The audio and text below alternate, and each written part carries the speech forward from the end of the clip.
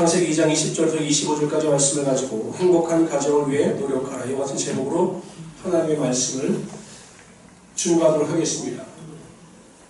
1889년하고 1990년 1년 차이를 두고 역사에 남을 받은 두 아이가 탄생하게 됩니다.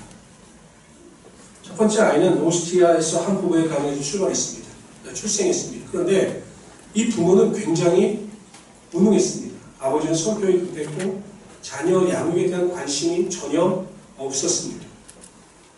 엄마도 마찬가지였습니다. 아이를 양육하고 기르는 데 관심이 없었습니다. 그러다가 아버지가 일찍 먼저 돌아가십니다. 그럼 어머니가 이 아이를 소중하게 양육했어야 되는데 이 아이를 그냥 숙모에게 맡기고 도망갑니다. 이 숙모는 알뜰 중도차였습니다. 제대로 양육될 리가 없지요. 그래서 이 어린아이는 적응을 못하다가 16살에 학교를 중퇴합니다. 학교를 중퇴하고 방황하다가 나이가 되어 군대에 들어갔습니다. 1차 세계대전이 터집니다. 그때 전쟁에 참석했다가 돌아오죠. 그래서 그는 꿈을 꿉니다. 전쟁에 참석해보니, 전쟁에 가보니 나에게도 뭔가 나라를 위해서 할 수 있는 일이 있겠다라고 생각하여 정당에 들어가게 되고 워낙 연설하는 일에 뛰어난 재능이 있었기 때문에 그가 연설할 때 수많은 사람들이 그를 주목했습니다. 그리고 독일의 총리가 됩니다. 2차 세계대전을 일으키고 많은 민족에 큰 아픔을 주었습니다. 유대인 600만 명을 학살하고 수많은 소련인이나 외국 사람들을 죽였습니다. 누구냐면 아돌프 히틀러입니다. 그리고 2차 세계대전에서 참패하고 지하 방공호에서 56살의 나이에 자살로 생을 마감합니다. 1990년 1년 뒤에 아돌프 히틀러가 태어난 지 1년 뒤에 미국 텍사스 주의 도시에서 한 아이가 탄생합니다.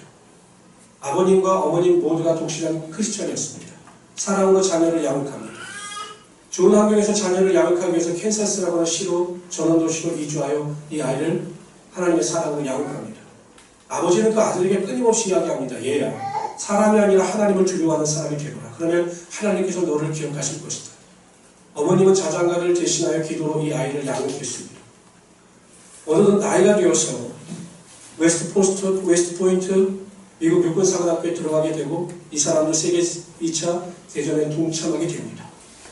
아돌프 히틀러에 맞서서 전쟁을 하게 되고 결국 큰 승리를 거두게 됩니다. 후에 이 사람이 미 합중국의 위대한 대통령이 되었습니다. 아이젠하워 대통령입니다. 80살, 1969년까지 80살의 나이까지 장수하다가 많은 사람들의 축복 속에 아쉬움 속에 죽음을 맞이하게 됩니다. 그 죽음을 지켜보면서 많은 사람들이 큰 위로를 받기도 했고 그의 삶을 다시 한번 되새기게 되었습니다. 아돌프 히틀러와 아이젠하워의 인생을 갈라놓은 차이점이 무엇일까요? 여러 가지 요인이 있겠지만 가장 큰 차이는 바로 가정입니다. 가정의 차이가 이들의 운명의 차이를 만들어 놓은 것입니다. 어떠한 가정에서 어떠한 부모 밑에서 자랐느냐에 따라서 한 사람은 인류에 해악을 끼치는 삶을 살다가 자살로 불행한 삶을 마감하게 되었고 한 사람은 인류에게 유익을 주는 삶을 살다가 사람들의 축복 속에서 생을 마무리했던 것입니다. 이처럼 가정은 중요합니다. 한 인생의 삶을 좌우할 정도로 가정의 가치는 중요합니다. 여러분 어떤 아내, 어떤 남편, 어떤 부모를 만나느냐에 따라 한 개인의 일생이 결정되어지고 삶의 가치의 질이 결정되어지는 겁니다. 여러분 오늘 본문에 나오는 천지창조에 나오는 이 가정의 탄생을 보면 하나님께서 원래 가정 자체는 행복하게 창조하셨습니다. 하나님께서 아담, 남자의 갈비뼈를 취하여 하와 여자를 만드셨습니다. 그렇기 때문에 여자의 기원은 누구입니까? 남편입니다. 지압입니다. 그런데 여기 보십시오. 아담의 갈비뼈를 취하여 아내를 만들었습니다. 아담이 하와를 보는 순간 뭐라고 감탄합니까? 내 뼈 중에 뼈요, 살 중에 살이다 라고 감탄합니다. 이처럼 행복했던 가정에 죄가 들어오지요. 죄가 들어옴으로 말미암아 그 첫째 아들인 가인이 둘째 아들인 아벨을 살인합니다. 행복했던 가정이 불행한 가정으로 완전히 뒤바뀌어버리고 마는 것이죠. 인간의 삶에 죄가 들어오므로 하나님께서 창조하셨던 가정의 질서는 파괴되어지고 이 가정이 행복해야 되는데 많은 사람들이 가정으로 인하여 상처를 받기도 하고 어려움에 빠지기도 합니다. 예수 믿는 성도들이라고 예외일까요? 아닙니다.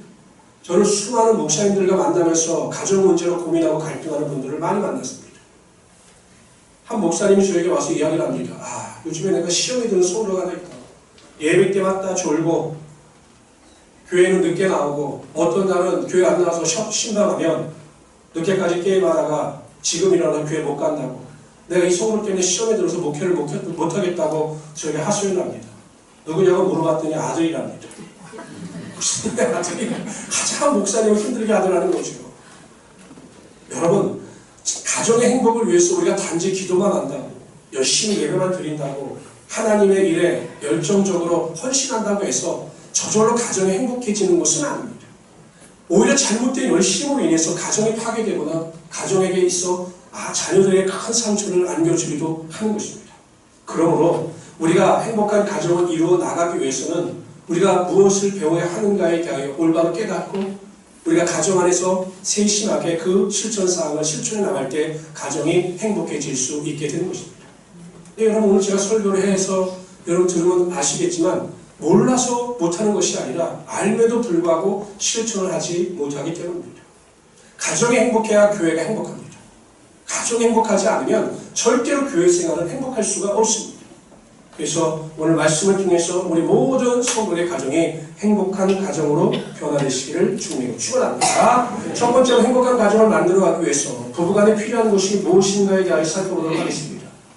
성경에서 부부간의 관계를 올바로 설명해주고 있는 성경이 바로 에베소서입니다. 여러분, 이 골로새서와 에베소서는 기독론입니다. 즉 예수 그리스도가 누구인가, 이것이 골로새서와 에베소서의 핵심이에요. 그래서 이 두 서신서를, 두 성경을 쌍둥이 서신이라고 해야 됩니다. 그런데 이 골로새서가 강조하는 것은 무엇이냐면 예수 그리스도입니다. 교회의 머리 대신 예수 그리스도. 에베소서가 강조하는 것은 무엇이냐? 예수님의 지체인 성도에 대해서 강조하는 겁니다. 그러면서 에베소서에는 구체적으로 성도로서의 합당한 삶을 살아가기 위하여 무엇이 필요한 것을 자세히 설명하는데 그 중에 하나가 이 가정 문제입니다. 이 가정에서 부부가 어떻게 할 것인가에 대해서 말씀하시는데 이상하죠? 먼저 아내들에 대해서 명령을 하십니다. 다 같이 읽어봅시다. 시작. 아내들이여 자기 남편에게 이는 남편이 아내의 머리 되니 그리스도께서 그의 머리됨과 같음이니 그가 바로 몸의 구주시니라. 그러므로 뭐라고 이야기합니까? 복종하라. 아내들은 남편에게 복종하라. 이 말이 마음속에 깊이 와닿으시는 우리 아내분들만 아멘해 보시기 바랍니다. 지혜자매님은 복종하십니까? 근데 여러분 기억하시죠? 에베소서에서 강조하는 복종이란 어떤 독재주의 국가에서 절대 권력을 가진 자에게 두려워해서 어쩔 수 없이 그 말이나 행동에 순복하는 이 복종이 아닙니다. 여기서 말하는 복종이란 가정 안에서 질서를 세우기 위해 남편으로서의 권위를 인정해주고 존경하며 존중해주라는 의미입니다. 물론 아내의 입장에서 보면 참으로 답답할 수 있습니다. 왜냐? 아무리 봐도, 아무리 눈 씻고 봐도 정말 노력하고 노력하려고 해도 존경할 것이 없을 수도 있기 때문이죠. 여러분, 어느 언론사에서 가정의 달을 맞이해서 남편과 아내들에게 앙케이트 조사를 한 적이 있습니다. 그 앙케이트 조사의 첫째 덕목이 무엇이었냐면 이것입니다. 남편의 어떤 면을 칭찬하시겠습니까? 라고 물었습니다. 남편의 어떤 면을 칭찬하시겠습니까? 라고 물었습니다. 뭐가 1등했을까요? 뭐가 1등했을까요? 지선자매님 만약에 뭘 칭찬하실 것 같습니까? 가만히 있는 거예요? 등수 없는데? 뭘 칭찬하실 것 같아요? 우리 아까 희선 자매님 밥 잘 먹는 거 칭찬하시고, 시희 자매님 뭘 칭찬하실 것 같아요? 내 말을 잘 따르는 거. 3위가 성실해요. 2위가 착해요. 67%의 아주 압도적인 지지를 얻은 1위가 뭔지 아세요? 남편이 어떤 걸 칭찬하시겠습니까? 1위 없어요. 눈 씻고 봐도 남편을 칭찬할 말이 일이 없다라는 겁니다. 근데 그럴 수밖에 없었던 것이 제가 생각해보면 저희 세대, 윗세대 아버님들은 가정의 일과 직장의 일, 사회생활을 분리했습니다. 남편은 단지 직장에서 돈을 벌어다 가정에다가 제공하고 모든 가정의 일은 아내들이 도맡아 한다. 이 이분법적 사고가 있었습니다. 그러다 보니 남편들이 가정일에 소홀히 할 수밖에 없었지요. 근데 요즘 많이 바뀐 것 같습니다. 남편들이 가정의 일을 많이 도와주고 또한 자녀 양육에도 많이 동참하는 경우가 많이 있습니다. 근데 여러분, 성경은 남편을 존경하는 일에 대해서 조건을 제시하지 않습니다. 칭찬할 만한 거리가 있어서 무엇을 잘해줘서가 아니라 하나님께서 우리에게 요구하시는 남편에 대한 존경은 가정의 가장으로서 가정의 질서를 세워가기 위하여 남편으로서 존중하고 남편의 권위를 인정해 주라는 것입니다. 아무리 눈치껏 봐도 존경할 게 없어요. 칭찬해 줄 것이 없습니다. 그러나 하나님께서 내 남편, 내 아이의 아버지로 가장의 가정으로 세워주셨사오니 내가 그 남편과 그 아이의 아버지를 존중하고 존경하겠다. 이렇게 마음가짐을 가져야 한다는 것입니다. 제가 몇 가지 실천사항을 말씀을 드리겠습니다. 남편들이 아무리 쓸데없는 소리를 해도 절대 아내들은 또 그 소리 한다 라고 핀잔을 주지 마시길 바랍니다. 남사들은 쓸데없는 소리를 해도 그 이야기를 끝까지 다 들어주시기 바랍니다. 똑같은 소리 해도 매일 반복하는 소리 해도 당신은 고장난 노동이냐 왜 맨날 똑같은 소리만 해? 이렇게 핀잔을 주지 마시고 남편이 무슨 말을 해도 그 말에 반응을 보이고 그 말을 마치 처음 듣는 것처럼 리액션을 잘해 주시길 바랍니다. 여러분, 왜 남편들이 아내들에게 그렇게 말을 많이 할까요? 아내가 내 편이라고 생각하기 때문에 말을 하는 겁니다. 어디 나가서 그렇게 쓸데없는 이야기를 많이 할 리가 없습니다. 아내가 내 편이라고 생각하기 때문에 내 마음속에 있는 이야기를 많이 하는 겁니다. 그러므로 남편들이 무슨 말을 하든지 간에 쓸데없는 말을 한다고 중간에 끊지 마시고 매일매일 똑같은 말을 들어도 매일매일 그 말을 처음 듣는 것처럼 놀라운 리액션을 발휘해 주시는 우리 성도들이 되시길 바랍니다. 그러면 남편들이 기가 사는 거죠. 둘째, 실수를 하고 실패를 해도 절대 아내 입에서 야, 이 인간아, 네가 하는 일이 그렇지 이런 말을 절대 하지 마시길 바랍니다. 그러면 두 번 다시 무슨 일을 하려고 들지 않을 겁니다. 실수나 실패 앞에서 오히려 남편을 칭찬해주고 당신은 반드시 다시 일어설 거야 라고 인정해 주시기 바랍니다. 그러면 남편은 다시 일어서게 되어 있습니다. 직장에서 진급을 못하는 남편을 보고 한 아내가 이렇게 이야기합니다. 어떻게 남자가 능력도 없어서 매일 그 자리에 있느냐고. 10년이 지나도 언제나 똑같은 그 직분을 가지고 일을 하느냐고 라고 계속 남편에게 핀잔을 주었습니다. 어느 날 남편은 직장에 사표를 집어던지고 나중에는 알코올 중독자가 됐습니다. 다른 아내는 진급을 못하는 남편을 보면서 이렇게 이야기합니다. 아니, 어떻게 회사가 당신 같은 인재를 못 알아보고 진급을 시키지 않아? 그런 회사는 다닐 필요가 없으니까 당신 나와. 그리고 내가 당신 하나 먹여 살리지 못하겠어? 다른 직장 알아봐. 그러면 될 거야. 라고 위로를 해주었습니다. 남편은 다시 이를 악물고 일을 하기 시작합니다. 그리고 마침내 그 회사의 사장이 되었습니다. 여러분, 바보 온다를 훌륭한 장수로 만든 사람은 누굽니까? 평강공주입니다. 바보 평강공주를 훌륭한 왕비로 만든 온다는 없습니다. 그렇잖아요, 여러분. 어제 역사 보세요.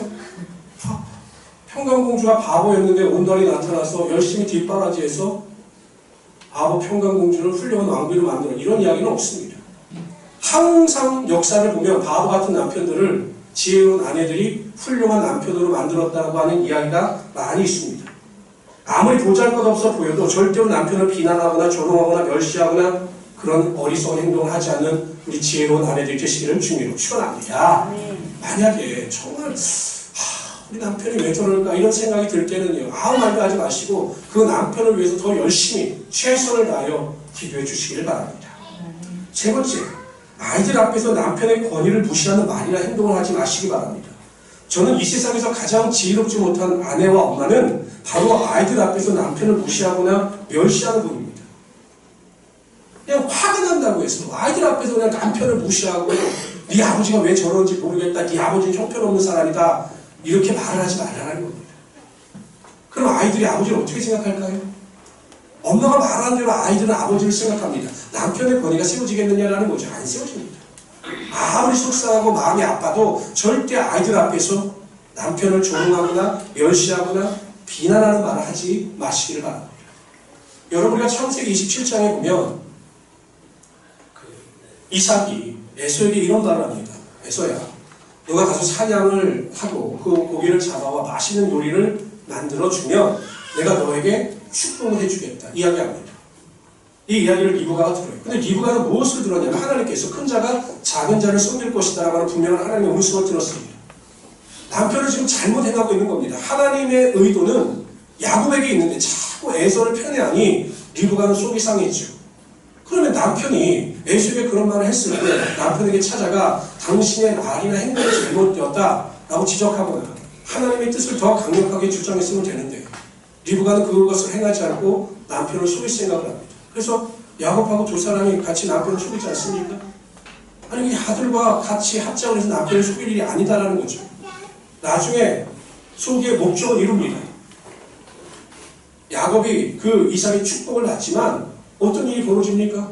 에서가 야곱을 죽이려고 하니 야곱을 떠나보내야 하는 가정의 불행이 일어나고 말았던 것입니다. 저는 우리 모든 성도님들이 어찌하든지 자녀들 앞에서 남편을 높이고 남편을 칭찬하는 지혜로운 아내들 되시기를 주님으로 축원합니다. 여러분 자녀들 앞에서요 계속 이야기해 주세요. 아무리 그래도 너희 아버지처럼 훌륭한 사람이 없다. 너희 아버지처럼 가정을 위해서 애쓰는 사람이 없다.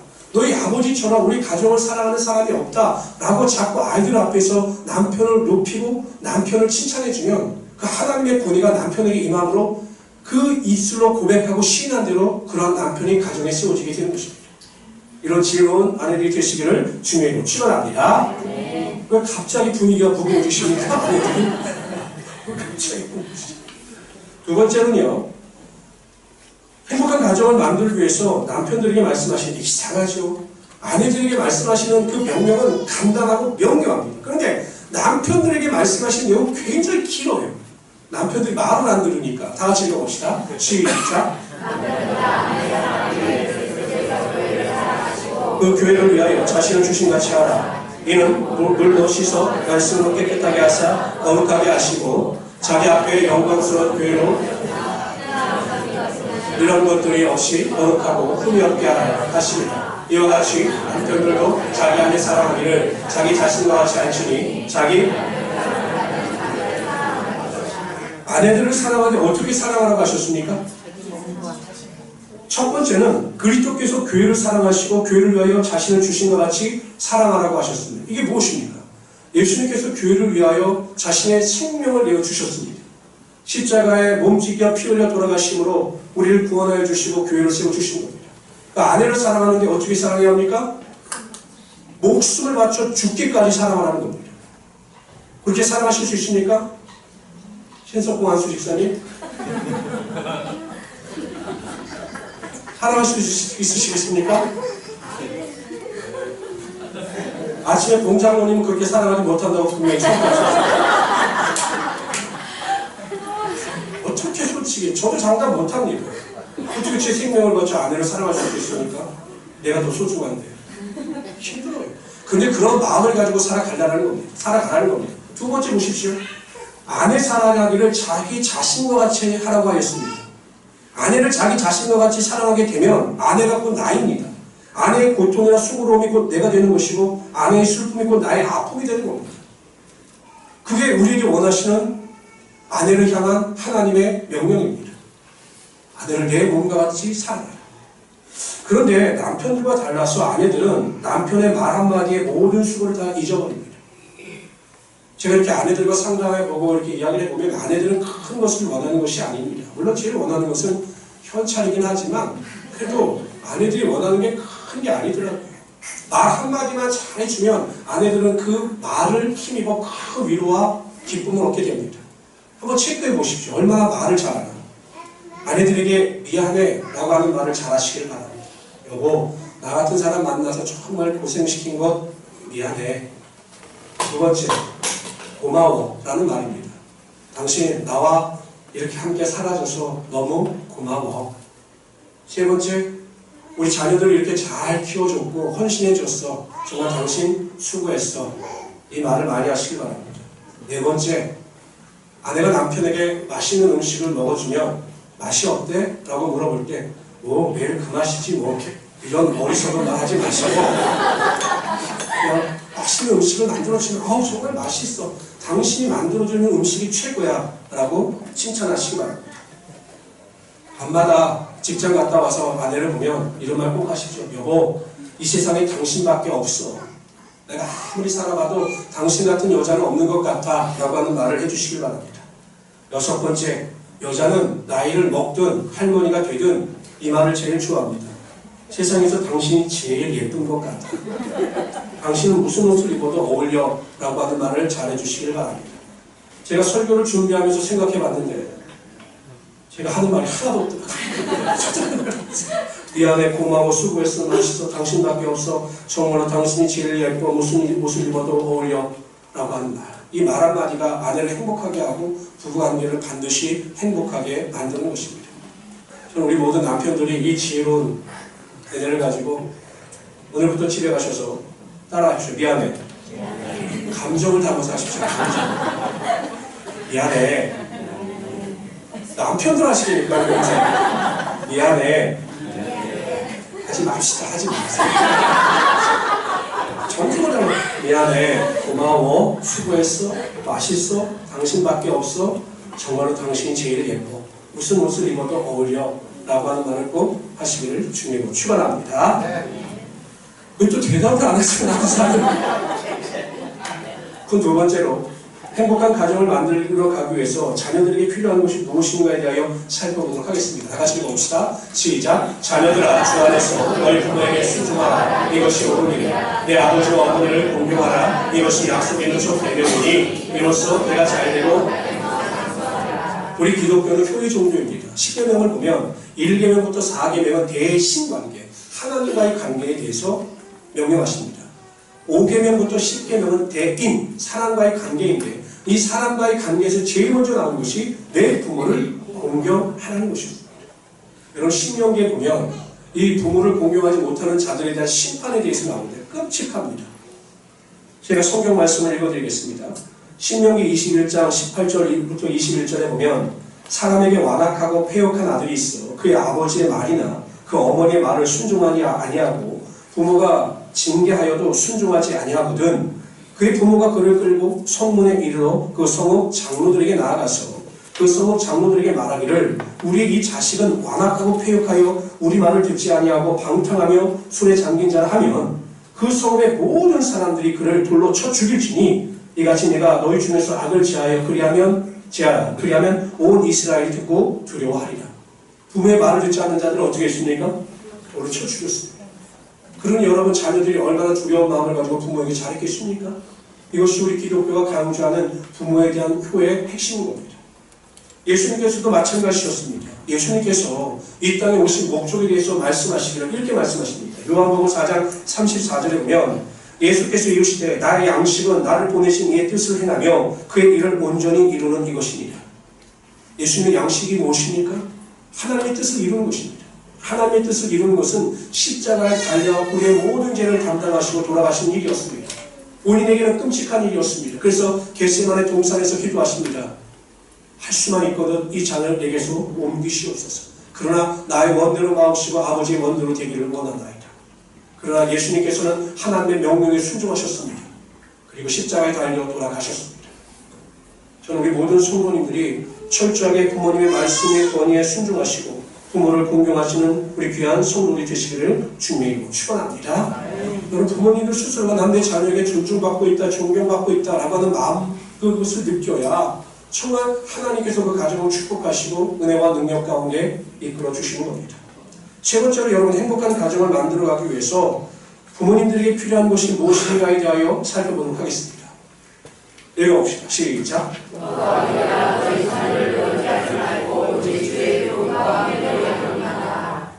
자녀들을 노력게 하지 말라는 겁니다. 부모 교육에 있어 핵심은 부모들이 가져야 될 가장 중요한 마음가짐의 핵심은 자녀는 내 소유가 아니라는 것입니다. 자녀들은 내 소유가 아니에요. 부부가 사랑을 해서 자녀를 출산합니다. 그럼 부모들은 이 아이가 내 것이라고 생각을 합니다. 이것이 잘못됐다는 거죠. 성경 전체에서 내 것은 아무것도 없습니다. 하나님은 대상급입니다. 하나님께서 우리에게 주신 선물입니다. 그렇기 때문에 우리에게 주신 이 선물을 내 뜻대로 내가 원하는 방식대로 양육하고 키우는 것이 아니라 하나님께서 기뻐하시고 원하시는 방법대로 자녀들을 양육해야 하는 것이죠. 왜 부모와 자녀가 갈등이 일어납니까?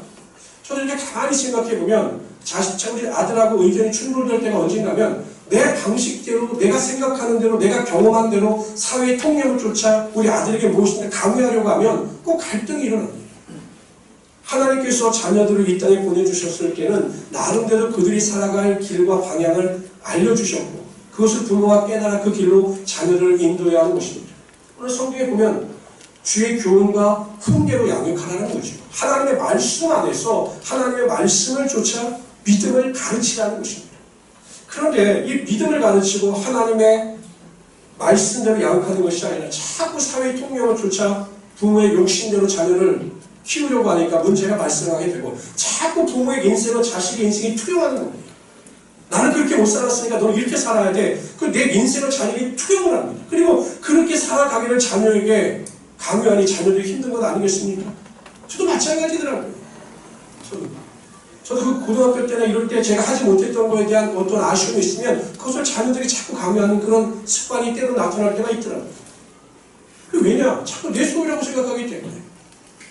자녀는 절대 내 소유가 아닙니다. 하나님의 것이고 자녀들을 양육할 때에는 반드시 하나님이 주시는 교훈과 훈계로 양육해야 하는 것입니다. 먼저 자녀들에게 가장 중요한 것은, 자녀를 위해서 가장 중요한 것은 부모의 기도입니다. 부모의 기도. 여러분, 내 방식대로 자녀를 키우려고 하지 말고 주의 훈계와 교훈으로 키우려고 하려면 정말 자녀들을 위하여 눈물을 흘리는 기도가 있어야 하는 것이죠. 낙타 무릎과 같이 무릎을 꿇고 자녀를 위하여 애쓰고 힘쓰며 간절히 기도할 때 그 눈물의 기도를 통해서 자녀의 삶에 하나님의 은혜와 축복이 반드시 임하게 되는 것입니다.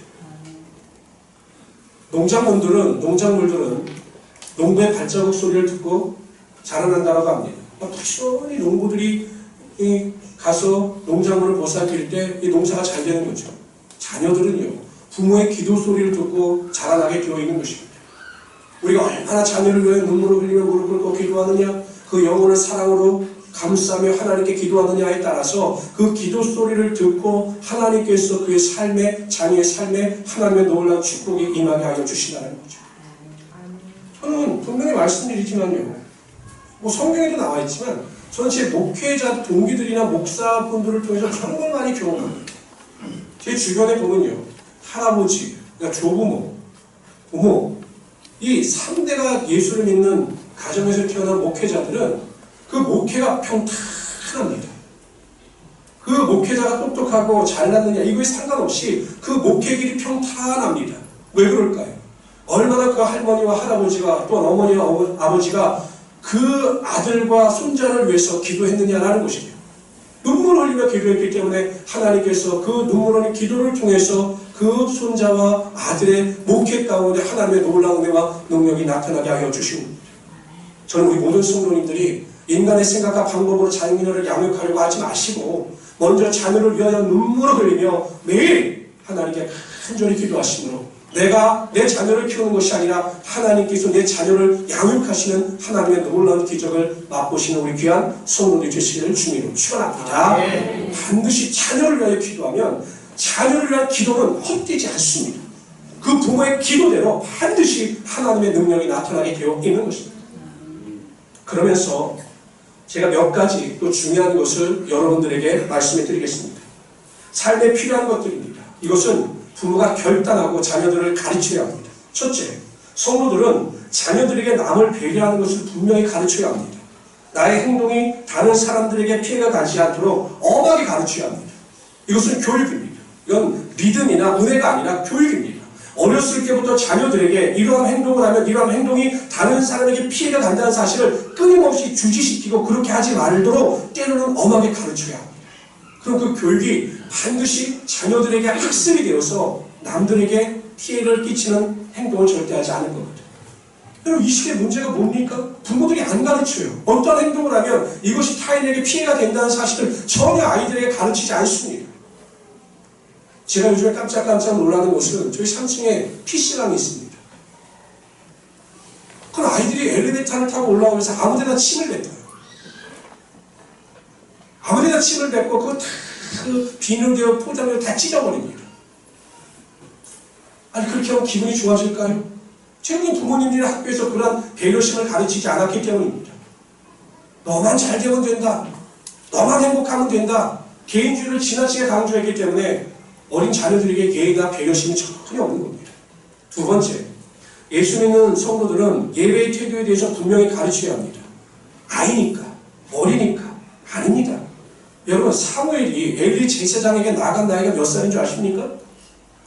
3살이에요. 3살. 저 때 나이가. 3살 되었을 때 사무엘이 엘리 제사장에게 인계되었습니다. 부모와 떨어져서 엘리 제사장에게 인계되어서 그 대성전에서 성전에서 봉사하면서 살았습니다. 그 3살 이상 나이는 충분히 인지할 수 있는 나이 아니겠습니까? 그때부터 예배를 가르치고 예배가 소중하고 거룩한 것이다, 엄숙한 것이다 라는 것을 분명히 가르치는 아이들은 인식하게 되어 있습니다. 부모 스스로가 안 된다고 생각하니까 그런 건 아니겠습니까? 아이들에게 반드시 예배를 가르쳐야 합니다. 예배는 하나님께 드리는 것이고 거룩한 것이고 하나님을 영원롭게 하는 것이다라는 것을 분명히 가르쳐야 합니다. 그런 그 예배를 통해서 아이들이 성장하고 성숙해지게 되는 것입니다.